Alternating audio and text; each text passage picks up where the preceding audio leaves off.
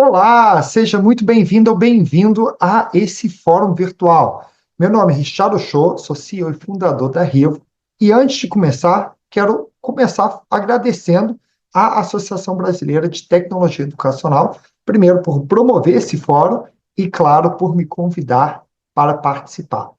Hoje a gente vai falar um pouco sobre os desafios e novas perspectivas sobre o processo de aprendizagem e, pela nossa experiência aqui na Revo, muito focado no setor corporativo, tá? Então, eu vou começar aqui compartilhando a minha tela. Vamos lá. E vamos começar. Então, vamos lá. Primeiro, vamos falar um pouco sobre quem eu sou, não é? Muitos de vocês já devem me conhecer pelo LinkedIn. Hoje eu sou um dos maiores influenciadores do LinkedIn do Brasil.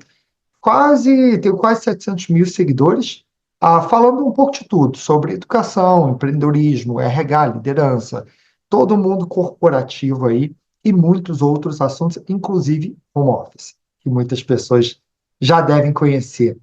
Além disso, eu acho que na parte profissional, eu já tenho mais de 20 anos de carreira na área de educação.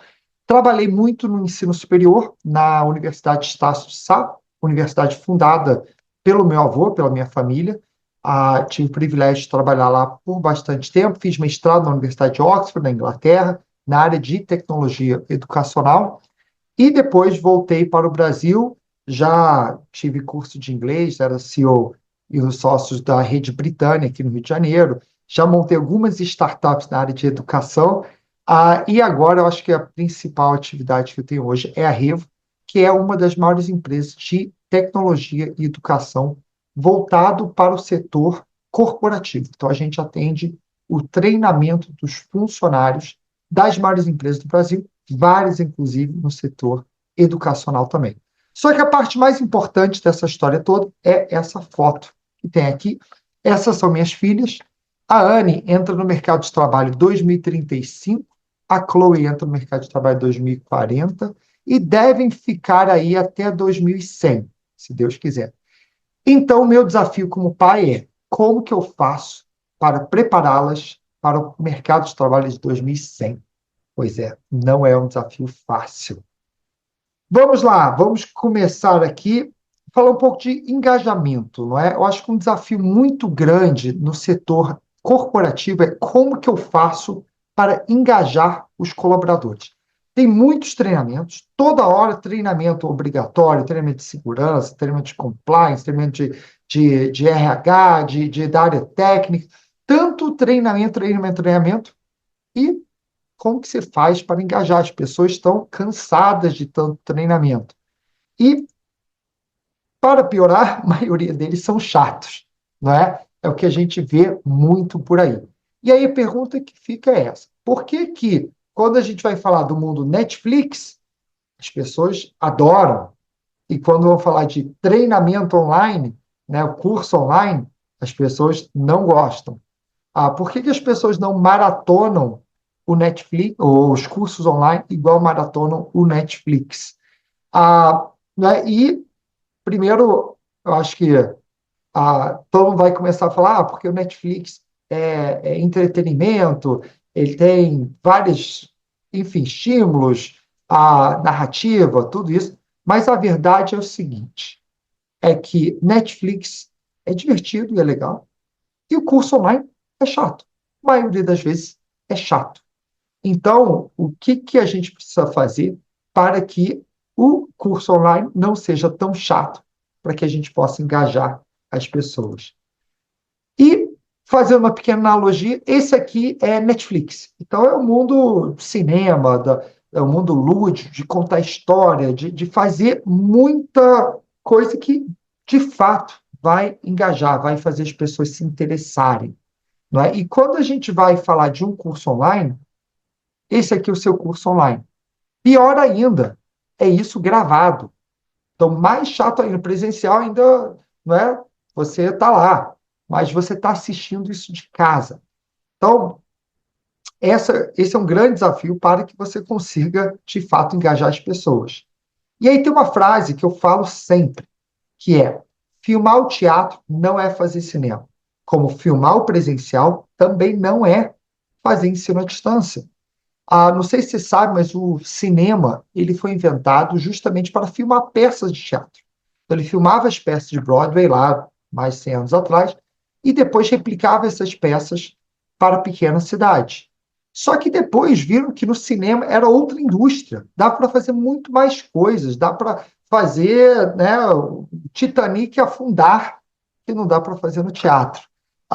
Então, e aí eles logo descobriram que cinema e teatro são coisas totalmente diferentes. Os dois têm entretenimento, têm o mesmo fim, só que usam tecnologias e precisam de métodos diferentes, metodologias diferentes. É a mesma coisa para o ensino online. E a mesma coisa para o ensino à distância. Então, não dá para ficar filmando o presencial. Pega um professor, bota em estúdio, replica esse conteúdo 10 mil vezes e acha que todo mundo vai aprender só porque você entregou o conteúdo. Não, não é assim que funciona o processo de aprendizagem. E aí, adicionado a isso, né, trazendo isso um pouco para o mundo corporativo, que a gente vive bastante, você tem um outro desafio. Os treinamentos das empresas, normalmente, eles são reativos e sob demanda. Então, uma área está pedindo um curso de Excel, aí vai lá o RH e monta o curso de Excel. Uma outra área está falando, poxa, meu treinamento, meu vendedor precisa de um treinamento, aí vai lá e faz. Então, tudo pontual, sob demanda e para poucas pessoas, porque você não consegue atender todo mundo. E sempre direcionado pelo RH. É o RH ou líder, a área demandante, que a gente chama, falando: você tem que aprender isso. E aí, o que acontece? Isso acaba criando um ambiente dentro das empresas que falta protagonismo do colaborador querer aprender. É a coisa, aquele cara dormindo no sofá. Se você não quer aprender aquilo, e se aquilo for chato, e se for tudo, você não vai querer fazer, você não vai aprender. Então, e aí falta criar essa cultura de aprendizagem, para que as pessoas queiram aprender. Então, a gente sempre fala, quem está ditando a regra do jogo da aprendizagem na empresa? É o RH ou o colaborador? Na verdade, tem que ser os dois. E aí já começa um dos erros que a gente identifica dentro das empresas. O RH quer ditar o que as pessoas têm que aprender. RH é o área demandante, o líder, o gestor, tudo mais. Mas não. O próprio colaborador precisa ser corresponsável pela sua aprendizagem. Ele não pode terceirizar isso e falar, beleza, empresa, você vai determinar meu plano de carreira, você define meu PDI, meu plano de desenvolvimento individual, e tudo que você falar é responsabilidade sua me prover aprendizado. Não é assim que funciona, até porque a gente sabe que as carreiras hoje em dia são muito dinâmicas.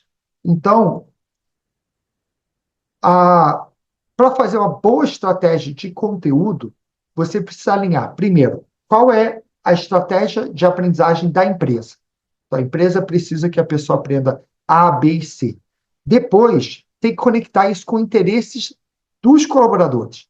Tá bom, se a empresa precisa A, B e C, mas eu, pessoalmente, quero aprender D, E e F. Então, por exemplo, a empresa quer que eu aprenda, sei lá, mais sobre a estratégia de negócio, só que eu quero aprender Power BI. Tá bom, então como que a empresa consegue se tornar um ambiente de aprendizagem, um ambiente de estudo, onde eu consiga também aprender Power BI, por exemplo, né?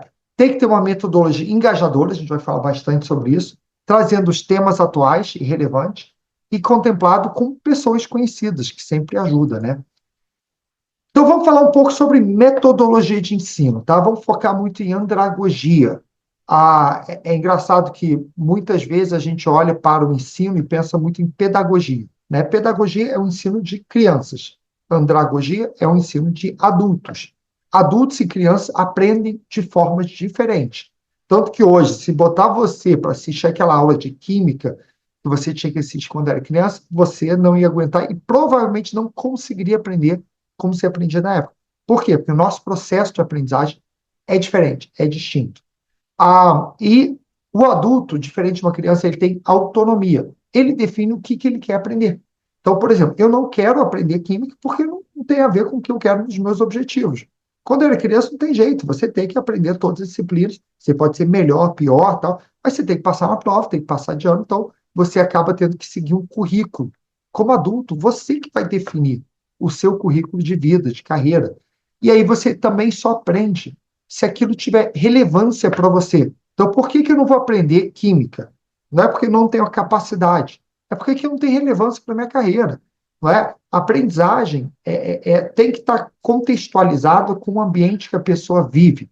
Então, no caso da química, que não está na minha vida, vai criar um bloqueio mental na minha cabeça para aprender aquilo. E aí, a importância de quando a gente vai ensinar, trazer muitos exemplos, muitos casos práticos, até porque o próximo bullet aqui, a aprendizagem é construída através de experiências e conhecimentos prévios. Então, quando entra um processo novo de aprendizagem, o que eu faço no meu cérebro? Eu busco conexões com coisas que eu já vivi, experiências que eu já tive, para que eu consiga assimilar aquilo da melhor forma. A criança não. A criança não tem experiências. Então, é uma esponja, ele suga aquilo e vai aprendendo aquilo. Adulto não, ele tem muito tempo de experiência, ele aprende, faz as conexões do neurônio de uma forma diferente. E a disposição aumenta da aprendizagem quando você conecta com temas do dia a dia. Então, a gente falou um pouco dessa relevância. E o adulto só aprende se ele estiver motivado. Então, é muito importante a motivação da aprendizagem para o dia a dia do adulto. E aí, por que eu estou falando isso, tá? E aí eu vou começar aqui com uma das metodologias que a gente trabalha bastante. A gente trabalha bastante com a metodologia que a gente chama de 3Hs. O que são os 3Hs? Para que o processo de aprendizagem seja efetivo e, de fato, a pessoa queira aprender, você tem que tocar em 3Hs. Heart, coração, head, cabeça, hands, mãos. E nessa ordem. A primeira coisa que você precisa fazer em qualquer processo de aprendizagem é tocar o coração da pessoa. Então, você tem que olhar por que essa pessoa deve aprender isso. Né? Então, o começo, vamos imaginar uma aula, por exemplo, de química. Se eu começo lá falando de fórmulas, você vai perder todo mundo. Agora, se eu começo mostrando, sei lá, uma bomba atômica explodindo, explicando que isso é uma reação química, aí talvez, né? Eu peguei um assunto difícil, confesso. Talvez a pessoa se interessa mais. Por quê? Porque o primeiro ponto que eu preciso tocar em qualquer processo de aprendizagem é o coração. É a motivação. Lembra que em andragogia o adulto só aprende se ele estiver motivado? Então, é por isso que eu preciso começar tocando no coração. A partir do coração, eu vou para a cabeça. Qual o erro de 90% dos cursos que eu chamo de teatro gravado, o teatro gravado, né? É você focar em conteúdo. É entrar aqui e focar conteúdo, conteúdo, conteúdo. E você não olhar a motivação da pessoa.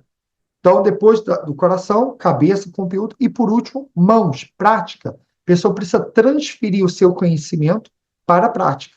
E aí você faz esse processo dos 3Hs. Outra coisa que a gente usa bastante é uma metodologia de storytelling. Então, por que Netflix é tão legal? Porque são histórias. A gente gosta de histórias.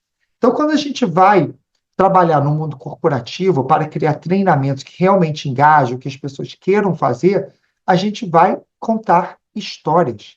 Então, imagina o seguinte: vamos falar de um curso de novos colaboradores, onboarding de novos colaboradores, por exemplo, no ramo de seguros, tá? Só para dar um exemplo, corretor de seguro.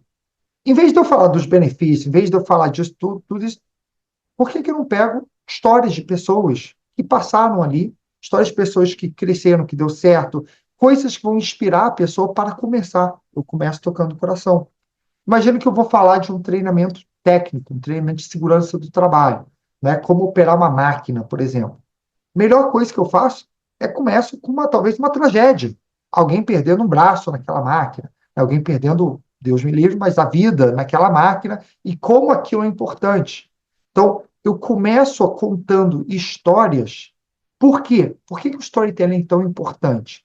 Porque o storytelling ataca o coração. No heart, né? Dos 3Hs, tá? Não é infartar ninguém, não. Mas ele trabalha a motivação. Então, eu começo um processo de aprendizagem, e aí no mundo corporativo, eu sei que o mundo acadêmico é um pouco diferente, mas a gente começa na nossa metodologia através de histórias, cases, às vezes trazendo o presidente da empresa para falar um pouco a jornada dele, né? Então, a gente muda da cabeça para o coração, justamente para estimular a pessoa. E aí entra na nossa grande envelopagem, que a gente chama de edutainment, que é misturar educação com entretenimento. Se eu quero que as pessoas maratonem os cursos, né, igual maratonem Netflix, eu preciso fazer com que aquele curso seja mais parecido com Netflix. Então é muito comum, por exemplo, a gente contratar atores, mostrar cenas dentro de uma empresa, coisas acontecendo, não é? E deixar uma experiência mais parecida com Netflix. Né? A Revo é muito conhecido pelo Learning Flix, que é como se fosse um Netflix da aprendizagem, todo o ambiente meio que de streaming e tal, todo tecnológico, com centenas de cursos, todos feitos nessa metodologia que reúne um pouco os 3Hs, o edutainment e tudo mais.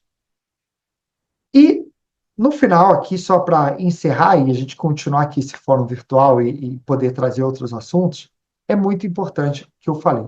O conteúdo precisa estar alinhado com a estratégia da empresa e do colaborador. Por isso a importância de você trabalhar temas que às vezes não são da empresa.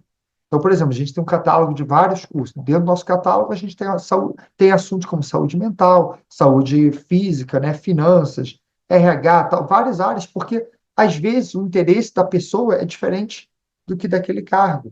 E aí, para motivar a pessoa, você tem que trazer assuntos do interesse dela. Então, era isso que eu queria falar. Aqui o nosso bate-papo é bem curtinho, justamente para que você consiga ter um gostinho aqui do desafio e as perspectivas que tem para engajar e também os novos desafios de aprendizagem.